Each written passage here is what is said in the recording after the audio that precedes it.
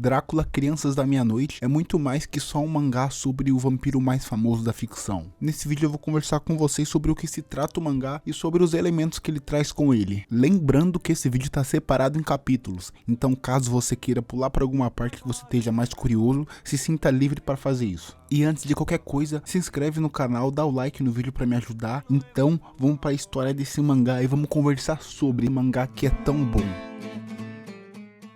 A história base do mangá segue os contos antigos do Drácula, um mal até então desconhecido, vindo de uma terra, de um lugar, de um país distante, por intermédio, por meio de uma embarcação. E nessa mesma embarcação, essa criatura autodenominada Drácula faz as suas primeiras vítimas. O navio então desembarca na Inglaterra como seu destino final, assim deixando esse ser livre para fazer dali o seu novo abrigo, o seu novo reino. Porém, incrivelmente, o Drácula não é o foco dessa história. Ele tá mais ali como um antagonista, como um personagem secundário. O foco mesmo da história são alguns jovens que estudam perto do local onde o Drácula teve o primeiro contato com as terras inglesas. Então vamos conversar um pouquinho sobre os personagens, sobre as pessoas que mostram pra gente essa história. Vamos começar com a personagem que é em si a protagonista. O mangá trabalha muito bem com todos os personagens, porém é nítido que essa personagem é a personagem principal. Mina é uma pessoa com personalidade forte. Por ser mulher, ela é muitas vezes levada como chacota, como piada, porém mesmo sendo descreditada muitas vezes, ela sabe que isso não tem sentido algum. Ela sabe que esses conceitos arcaicos, antigos da sociedade que ela vive são meramente irreais, não condizem com a realidade. Ela não é menos por ser mulher. E isso se prova muito verdade pelo fato dela ser muito inteligente e também bastante forte pro tamanho dela. E de longe, ela é a personagem com mais culhões, com mais coragem do círculo dos protagonistas mostrado até agora. Ela é uma garota de origem pobre, de origem humilde. E você não percebe isso só pelas vestes dela, pelas roupas que são claramente inferiores às das outras pessoas, e sim também pela aparência dela, pelo físico dela,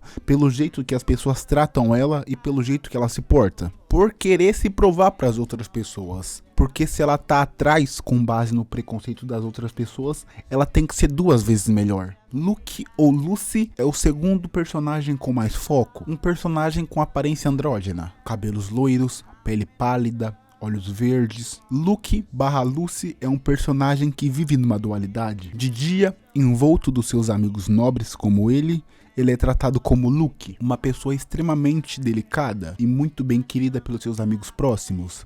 Querida até demais, sendo um personagem sedutor, um personagem muito bonito, tendo aquele sex appeal na medida certa. E não é por ele ser um personagem sedutor, um personagem bonito, que ele não vai ter personalidade. E essa é a personalidade dele, uma pessoa que gosta de jogar seus encantos, gosta de trabalhar com a sensualidade, principalmente e com mais intensidade com as pessoas mais próximas. Pelo menos enquanto é de dia, porque o Luke sofre de sonambulismo. Por causa desse sonambulismo, ele começa a andar por aí, começa a vagar pelos lugares. E a mina, percebendo esse comportamento, com receio de acordar ele, começou a acompanhar ele. Porém, ela percebeu que quando ele tá no estado de sonambulismo, ele assume outra personalidade. Então a mesma decide chamar essa pessoa, a pessoa que ela encontra todos os dias à noite, de Lucy. E como Luke não se lembra de nada quando ele volta ao seu estado normal, eles viram uma espécie de melhores amigos, de confidentes um do outro. Porém, até a Lucy se apaixonar por um certo alguém. Os outros três personagens que são os amigos mais próximos do Luke são Arthur, Quincy e Joe. Sendo um príncipe que é destinado a ser rei um dia, outro um asiático ou um descendente de asiático, e outro um jovem negro de descendência obviamente africana. E os três também têm um desenvolvimento muito bacana, não fica só subentendido o que eles fazem, a história deles, realmente é mostrado nos quadrinhos. E eles não estão ali só para preencher o ambiente, para ser amigo das pessoas que são realmente os personagens principais. As atitudes deles são importantes, o que eles fazem tem impacto, tem um peso e tem consequências na obra. Mais pra frente é introduzido um personagem que a gente viu no comecinho do mangá, mas ainda não mostrou muita coisa dele, muita coisa sobre a personalidade dele. Então talvez eu faça um vídeo mais pra frente falando sobre ele e falando sobre a obra. Na minha opinião, esse mangá é um mangá muito bom, tanto na narrativa dele, na história, quanto na arte, que é magnífica.